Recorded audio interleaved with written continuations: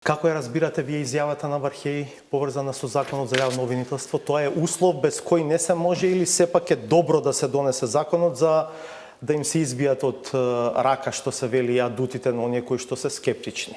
Видете, формален услов ние немаме после чистата препорака и одлуката на Советот, меѓутоа имајќи предвид дека владењето на правото е еден континуиран бенчмарк, ако можам да кажам, за прогрес на европскиот пат, можеме да го интерпретираме и така. Иако, ви велам, не е црно на бело пишан услов, но бидејќи е толку многу навлезено во перцепцијата на земјите членки дека е тоа важно, некако станува многу важно да ни го олесни патот за започнување на преговори оваа пролет. Ако не се донесе закон до распуштањето на парламентот, какви се шансите? Би ризикувале многу да им дадеме алиби на земји членки кои се и така скептични на процесот, а со донесување на законот едноставно би ги затвориле сите можности процесот да не се затвори во... До октомври оваа тема не ја споменуваше никој друг освен Холандија и таа земја на многу внимателен начин го отвореше тоа прашање.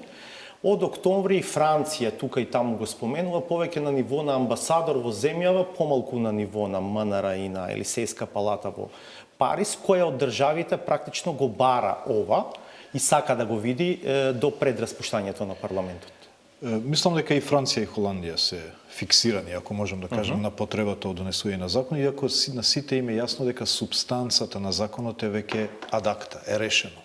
Со фактот дека сите предмети се превземени, архивата, вработените од СЈО се превземени, дека јавното обвинителство може да продолжи таму каде што СЈО застана со работа, со истиот капацитет, па дури и повеќе. Меѓутоа, сепак потребата од изнаоѓање на консензус за прашањето, за борба против корупција од високо ниво е многу важно во перцепцијата на земјите членки. Бидејќи тука нема само субстанца, има символика, дека постигнавме консензус со двотретински закон, дека корупцијата на високо ниво ќе биде предмет на таргетирање во наредниот период. Така да перцепцијата е многу важна во политиката, меѓутоа и во одлучување.